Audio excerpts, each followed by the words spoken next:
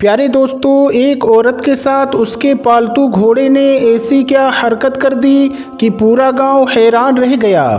क्या उस औरत ने घोड़े के साथ जिनसी ताल्लुकात कायम कर रखे थे।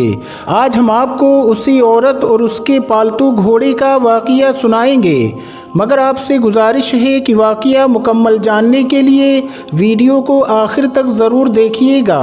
और अगर अभी तक आपने इस वीडियो को लाइक नहीं किया है तो इस वीडियो को लाइक करके हमारे चैनल को सब्सक्राइब ज़रूर कर लीजिएगा। प्यारे दोस्तों, हिंदुस्तान एक ऐसा मुल्क है जहां जानवर पालना एक आम मशगला है। भारत में पालतू जानवरों के तौर पर ज़्यादातर गधे और कुत्ते और बिल्ली और बकरियों को पाला जाता है, जबकि ज़्यादातर भारतीय घोड़े पालने के शौकीन होते हैं। ताहम इस शौक़ को पूरा करना हर किसी के बस की बात नहीं। एक औरत ने जब घोड़ा पाला तो उसके साथ एक हैरान कुन वाक़या पेश आया, जिसने पूरे गांव वालों को हैरत में मुब्तला कर दिया।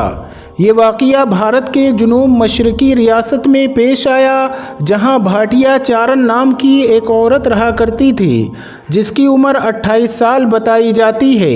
ये वाक़या उस दौर का है जब भारत पर अंग्रेज़ हुकूमत किया करते थे, जबकि अंग्रेज़ों ने रियासत के इंतज़ामी उमूर यहाँ के राजा के हवाले कर रखे थे। रियासत के राजा सख्तगीर इंसान थे, अक्सर औक़ात अपनी ही रियाया पर जुल्म व सितम ढाया करते थे। एक बार का जिक्र है कि राजा ने शिकार का प्रोग्राम बनाया। इस मकसद के लिए उसने गांव भर से घोड़े मंगवाए।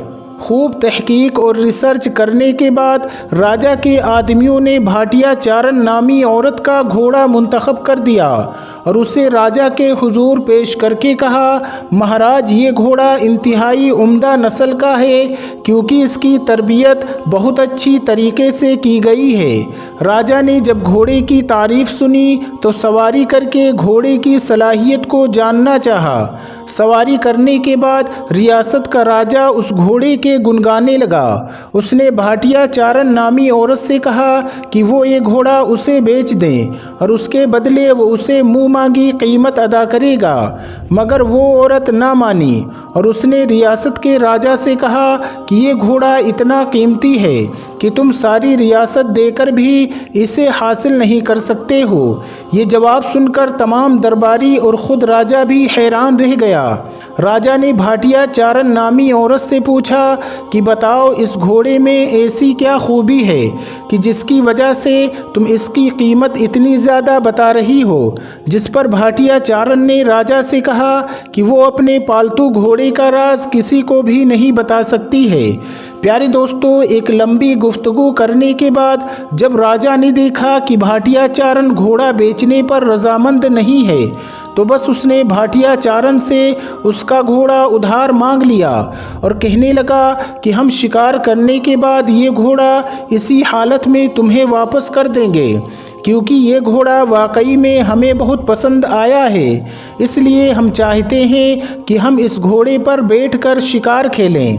भाटिया चारण ने राजा की बात सुनी तो उसने कहा कि ठीक है, मगर मेरी एक शर्त है। मेरे घोड़े को शाही घोड़े का खिताब देना होगा। इसकी देखभाल पर आने वाला माहाना खर्च अगले 1 साल तक अदा करना होगा। राजा और उसके आदमियों ने जब उसकी ये शर्त सुनी तो वो हैरान हो गए और मशावरत के बाद राजा ने भाटिया चारण नामी औरत की शर्त मंजूर कर ली कि शिकार से वापस आने के बाद इस शर्त पर अमल दरामद शुरू कर दिया जाएगा। जिसके बाद भाटिया चारण ने राजा को अपना कीमती घोड़ा दे दिया। राजा उसको लेकर मुकर्ररा दिन शिकार करने जंगल पहुंचा। उसने घोड़े को रोकने की कोशिश की तो घोड़ा न रुका और जंगल के एक घने हिस्से की तरफ दौड़ता हुआ चला गया। सिपाही और मुहाफिज भी हैरान थे कि इससे पहले तो राजा ने इतने घने जंगल में जाकर कभी शिकार नहीं किया था। खैर, वो भी राजा के पीछे पीछे चले गए।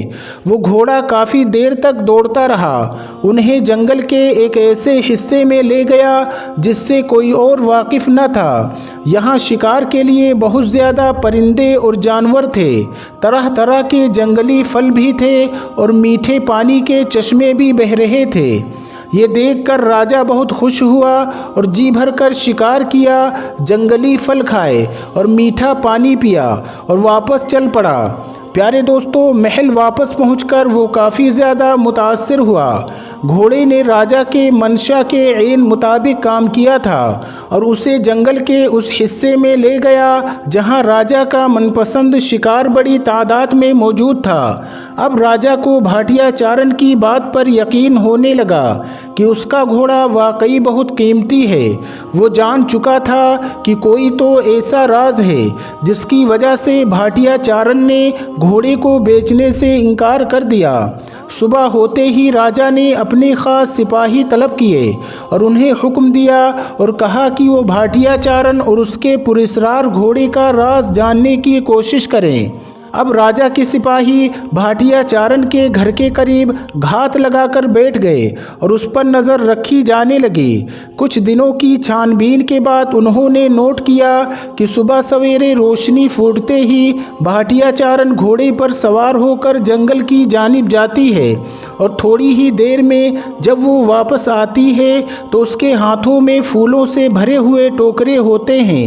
वो उन्हें गांव के बाज़ार में बेचकर अच्छी खासी रकम कमा लेती है। जबकि राजा के सिपाहियों ने नोट किया कि कभी कभार फूलों के बजाय भाटिया चारण जंगल से कोई जंगली जानवर की शिकार कर लाती है और उसे बेच करके अच्छी रकम हासिल कर लेती है। राजा के सिपाहियों ने जो कुछ नोट किया था वो आकर राजा को बता दिया, जिन पर राजा हैरान रह गया। उसने भाटिया चारण को दरबार में तलब किया और इसकी वजह दरियाफ्त फरमाई। उस पर भाटिया चारण ने बताया कि वो बचपन से ही जानवरों से बहुत ज़्यादा मोहब्बत करती थी और जहाँ कोई भूखा जानवर देखती तो बस खाना खिला दिया करती थी।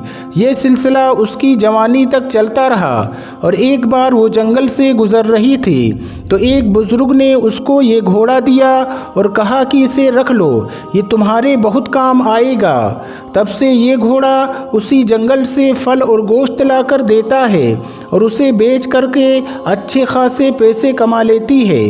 दोस्तों, राजा और उसके दरबारी ये सुनकर दंग रह गए। कोई इस बात पर यकीन करने को तैयार नहीं था, मगर राजा ने उसी घोड़े पर बैठकर शिकार किया था। वो कायल हो चुका था कि वाकई भाटिया चारण का घोड़ा बहुत ख़ास घोड़ा है, इसलिए उस घोड़े को शाही घोड़े का खिताब भी दे दिया और माहाना खर्च भी मुकर्रर कर दिया। ताहम चंद दरबारी और घोड़े वाले जो भाटिया चारण से हसद करते थे, उन्होंने इल्ज़ाम आयद किया कि भाटिया चारण अपने पालतू घोड़े के साथ नाजायज़ ताल्लुकात कायम कर रखे हैं और उसकी तकमील के लिए वो सुबह सुबह जंगल में जाती है ताकि उसे शर्मनाक हरकतें करते हुए कोई देख न ले। लेकिन रियासत का राजा ना माना, क्योंकि उसके दिल में भाटिया चारण और उसके घोड़े के लिए मोहब्बत पैदा हो चुकी थी। दरअसल भाटिया चारण को ये मोजिज़ाती घोड़ा जानवरों से प्यार करने और उनके हुकूक का ख्याल रखने पर किसी बुज़ुर्ग ने अता किया था, जिससे ये सबक मिलता है कि इंसान को जानवरों से अच्छा सलूक करना चाहिए। दीन इस्लाम में भी जानवरों और परिंदों से प्यार करने और उनके हुकूक का ख्याल रखने की तलकीन की गई है।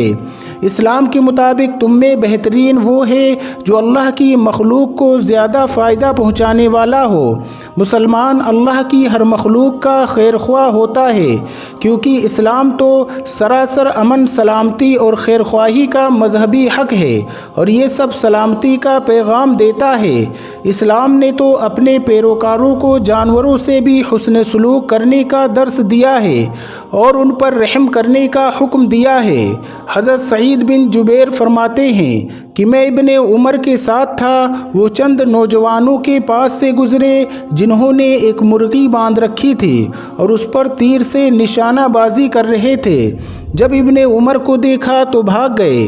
उस वक्त इब्ने उमर ने फरमाया कि बिलाशुबा अल्लाह के महबूब हज़रत मोहम्मद सल्लल्लाहु अलैहि वसल्लम ने ऐसा करने वालों पर लानत फरमाई है। सरकार दो आलम सल्लल्लाहु अलैहि वसल्लम ने एक मौके पर जानवरों के आराम का ख्याल रखने की ताकीद फरमाते हुए इरशाद फरमाया कि जब तुम लोग शादाबी के ज़माने में सफ़र करो तो ऊँटों को ज़मीन की सरसब्जी से फ़ायदा उठाने दो, और अगर तुम कहत के ज़माने में सफ़र करो तो उन्हें तेज़ी के साथ चलाओ।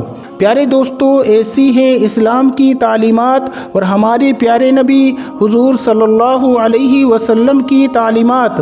दोस्तों, आज की वीडियो में बस इतना ही। मिलते हैं फिर एक नई वीडियो के साथ। तब तक के लिए अस्सलामु अलैकुम। अल्लाह हाफिज़।